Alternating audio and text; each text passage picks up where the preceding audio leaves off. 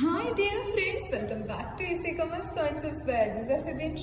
So എല്ലാ കൂട്ടുകാർക്കും നമ്മുടെ ഈ വീഡിയോയിലേക്ക് സ്വാഗതം. സോ യൂണിറ്റ് 12 നിന്നും നിങ്ങൾക്ക് 7 മാർക്കിനുള്ള ചോദ്യങ്ങൾക്കാണ് പരീക്ഷയ്ക്ക് ഉണ്ടാവുക. സോ +2 സ്റ്റാറ്റിസ്റ്റിക്സ് വിദ്യാർത്ഥികൾക്ക് വേണ്ടിയിട്ടുള്ള ഒരു സ്പെഷ്യൽ വീഡിയോ ആണിത്. അപ്പോൾ ഈ ഒരു ചാപ്റ്റർ ടൈം സീരീസ് അനാലിസിസിലുള്ള ഏറ്റവും ഇമ്പോർട്ടൻ്റ് ആയിട്ടുള്ള ടോപ്പിക്സും അതിലെ കുറച്ച് തിയറി പാർട്സും പിന്നെ പ്രോബ്ലം ആയിട്ട് വരാൻ സാധ്യതയുള്ള കുറച്ച് ഏരിയാസുമാണ് നമ്മൾ ഈ ഒരു പെർട്ടിക്കുലർ വീഡിയോയിൽ ഉൾപ്പെടുത്തിയിട്ടുള്ളത്. അപ്പോൾ കൂട്ടുകാരെല്ലാവരും വീഡിയോ മുഴുവനായിട്ട് കാണാൻ വേണ്ടിയിട്ട് ശ്രമിക്കുക. മാക്സിമം നിങ്ങൾ ഇതൊക്കെ പ്രയോജനപ്പെടുത്തി എക്സാമിന്. ഓക്കെ, സോ ഇമ്പോർട്ടൻറ്റ് ടോപ്പിക്സ് ആയിട്ട് നിങ്ങൾ ഇതിൽ പഠിച്ചിരിക്കേണ്ട കാര്യങ്ങൾ, മീനിങ് ഓഫ് ടൈം സീരീസ് എന്താണെന്ന് വളരെ വ്യക്തമായി തന്നെ പഠിച്ചിരിക്കണം. ഓരോന്നിൻ്റെ മീനിങ്ങും ഇമ്പോർട്ടൻ്റ് ആണ്.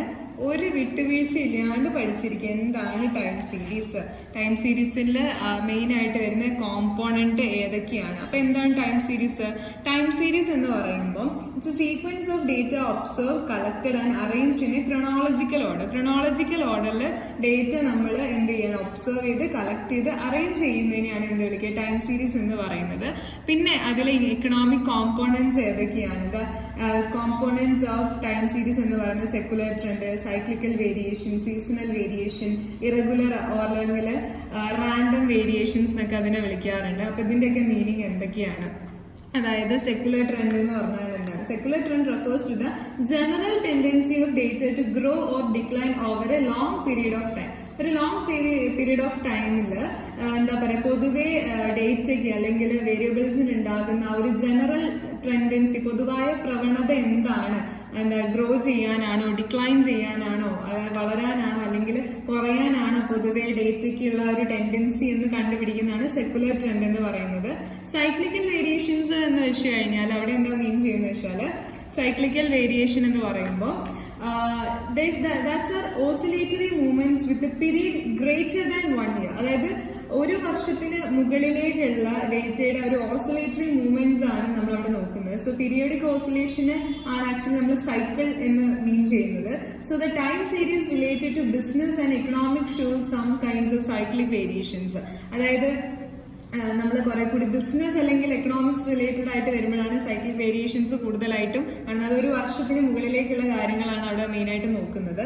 പിന്നെ സീസണൽ വേരിയേഷൻസ് എന്ന് പറയുമ്പോൾ അത് കുറച്ചുകൂടെ പീരിയോഡിക് മൂവ്മെന്റ്സ് ആണ് which repeat within 1 year or less. ഒരു വർഷം അല്ലെങ്കിൽ ഒരു വർഷത്തിനുള്ളിലോ നടക്കുന്ന സംഭവങ്ങളാണ് നമ്മൾ അതിൽ മെയിനായിട്ട് നോക്കുന്നത്. അത് എല്ലാ വർഷവും അത് റിപ്പീറ്റ് ചെയ്യുന്നതാണ് ഉദ്ദേശിക്കുന്നത്. So the seasonal variations mainly 2 ഫാക്ടേഴ്സിനെയാണ് എഫക്ട് ചെയ്തിരിക്കുന്നത്. ഒന്ന് ഡ്യൂ ടു നാച്ചുറൽ ഫോഴ്സസ്, അതായത് പ്രകൃതിദത്തമായി നടക്കുന്ന കാര്യങ്ങൾ ലൈക്ക് എർത്ത്, ഫ്ലഡ് അങ്ങനത്തെ സംഭവങ്ങളൊക്കെ. പിന്നെ എന്താണ്, മാൻമെയ്ഡ് കൺവെൻഷൻസ് ഉണ്ടാവില്ല, മനുഷ്യന്മാർ തന്നെ ഉണ്ടാക്കുന്ന, ഫോർ എക്സാമ്പിൾ സ്ട്രൈക്ക് അങ്ങനത്തെ കാര്യങ്ങളൊക്കെ. So the most important factor causing seasonal variations എന്ന് പറഞ്ഞാൽ ക്ലൈമാറ്റിക് ചേഞ്ചസ് ആണ്. അത് കാലാവസ്ഥ സംബന്ധമായിട്ടുള്ള സംഭവങ്ങളൊക്കെയാണ് അതിൽ മെയിനായിട്ട് വരുന്നത്. സോ ഇറഗുലർ വേരിയേഷൻസ് എന്ന് പറഞ്ഞൊരു സംഭവമുണ്ട്. ഇറഗുലർ വേരിയേഷൻസ് എന്ന് പറയുമ്പോൾ അവസാനത്തെയാണ്. irregular variations എന്ന് പറയുന്നത് due to some irregular circumstances which are beyond the control of human being ആണ്. അതായത് നമ്മൾ മനുഷ്യന്മാരുടെ കയ്യിൽ നിൽക്കാത്ത കുറച്ച് കാര്യങ്ങളുണ്ടല്ലോ, which is something beyond our control.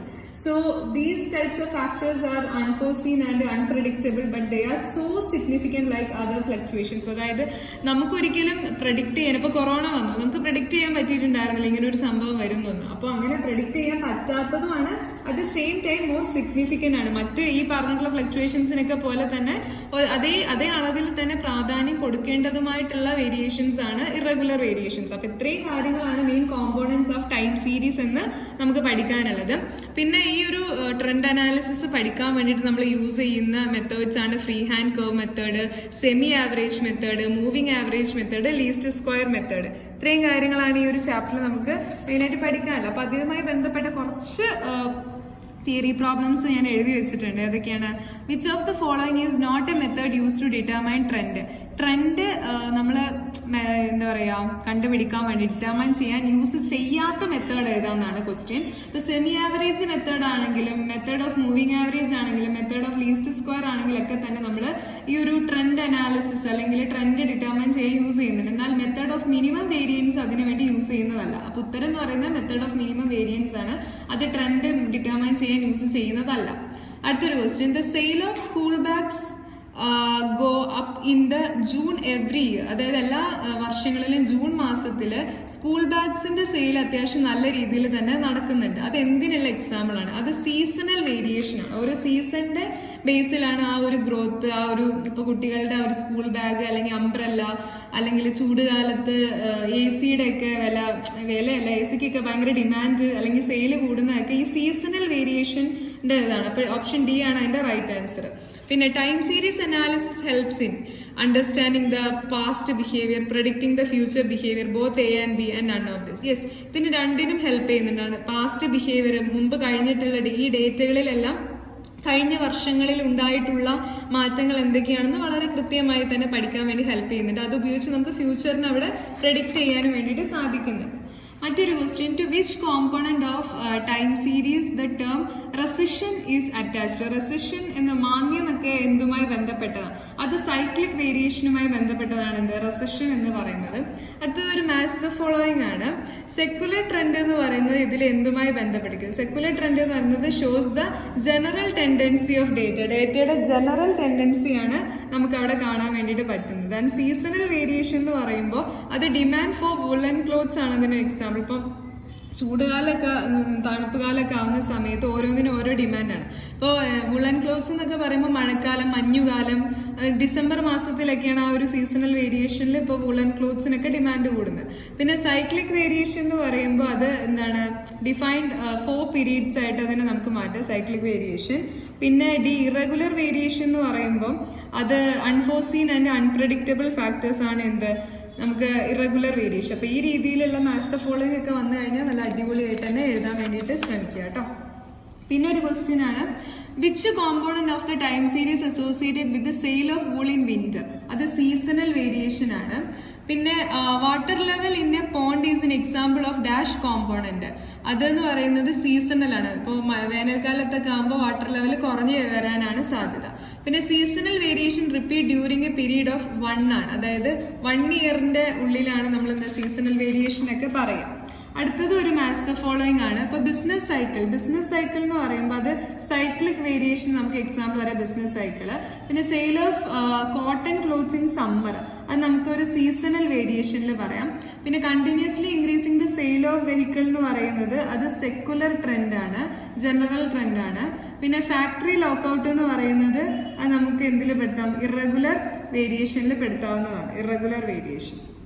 പിന്നെ നമുക്ക് അടുത്ത് നോക്കാം, dash is a long term movement in a time series analysis. Time series അനാലിസിൽ ലോങ് ടേം മൂവ്മെന്റ്സിനെ വിളിക്കുന്ന പേരാണ് ദാറ്റ് ഈസ് സെക്കുലർ ട്രെൻഡ് എന്നാണ് അത് അറിയപ്പെടുന്നത്. പിന്നെ ഡിഫൈൻ ടൈം സീരീസ് എന്താണ് ഡിഫൈൻ ചെയ്യാൻ പറഞ്ഞാൽ നിങ്ങൾക്ക് ഇങ്ങനെ പറയാം, time series is a sequence of data observe, collected and arranged in a chronological order. And which of the following is not a phase of ബിസിനസിന്റെ ഫേസ് അല്ലാത്തത് ഏതാണ്?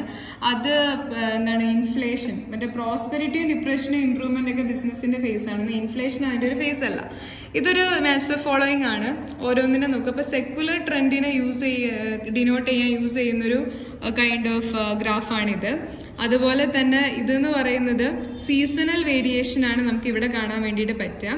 പിന്നെ ഇറഗുലർ വേരിയേഷൻ ആണ് ഇവിടെ കാണാൻ വേണ്ടി സാധിക്കുന്ന മൂന്നാമത്തത്. പിന്നെ ഇതെന്ന് പറയുന്നത് സൈക്ലിക്കൽ വേരിയേഷൻ ആണ്. അപ്പൊ ഇത് സെക്കുലർ ട്രെൻഡ്, ഇതെന്ന് പറയുന്നത് സീസണൽ വേരിയേഷൻ, ഇത് ഇറഗുലർ, അതുപോലെ ഇതെന്ന് പറയുന്നത് സൈക്ലിക്കൽ വേരിയേഷൻ ആണ്. നന്നായിട്ട് നോക്കുക, പല രീതിയിലായിരിക്കും ചോദ്യങ്ങൾ ഉണ്ടാവും. പിന്നെ പ്രോബ്ലം സോൾവിങ്ങിലേക്ക് വരികയാണെങ്കിൽ, if y is equal to 20.6 plus 16.8x is the trend line with 1995 as origin, find the trend line with 2000 as origin. അപ്പൊ ഇങ്ങനത്തെ ഒരു ക്വസ്റ്റ്യൻ വന്നു കഴിഞ്ഞാൽ നിങ്ങൾ എന്ത് ചെയ്യണം? We have trend line with origin 1995 എന്ന് പറഞ്ഞിട്ട് y is equal to 20.6 plus 16.8x എന്ന് എഴുതാം.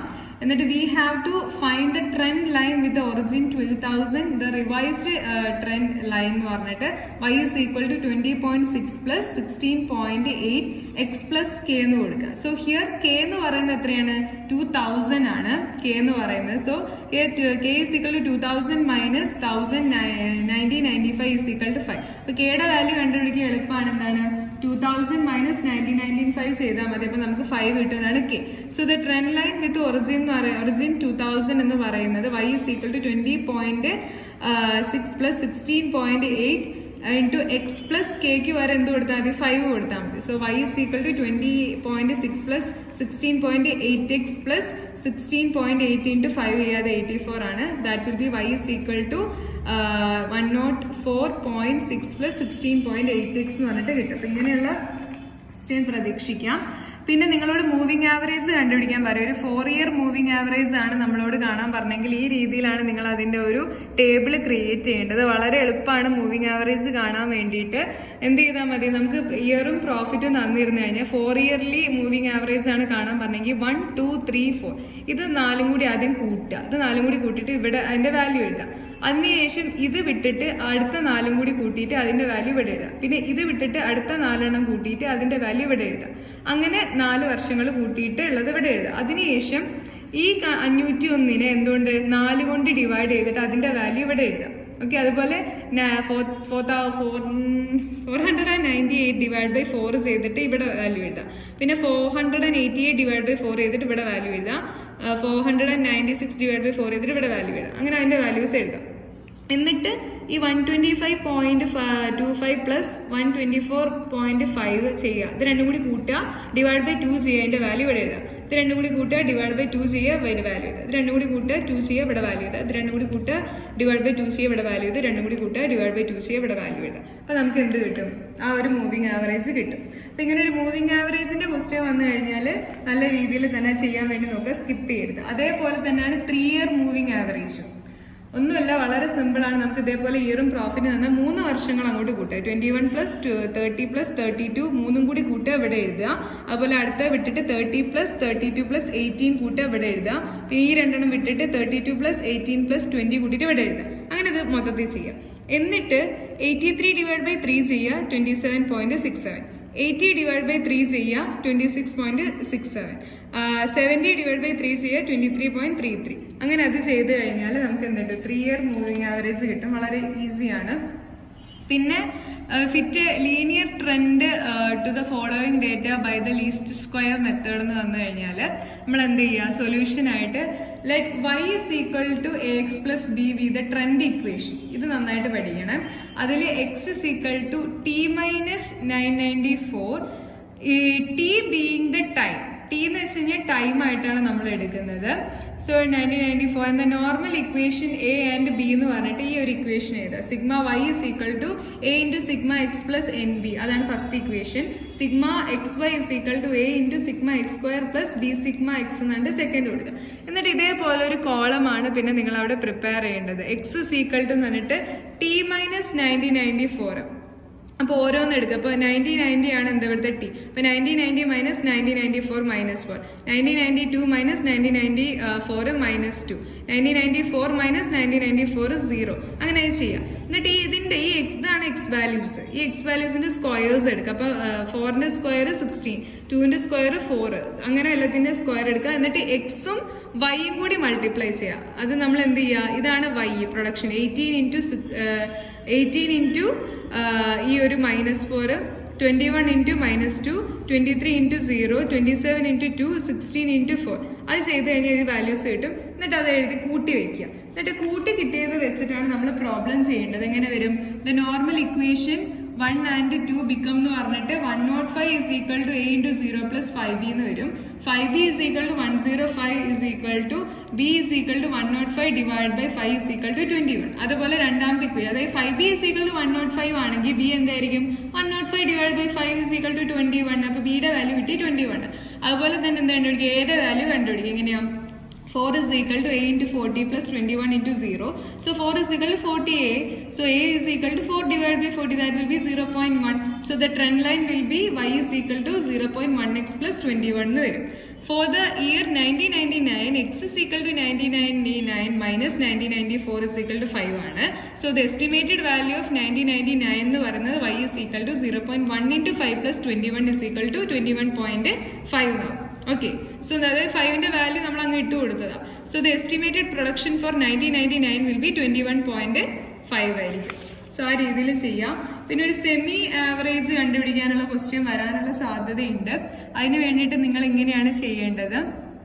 Semi average, draw the trend line by the method of semi average estimate. The sale for 1999 ആണ്.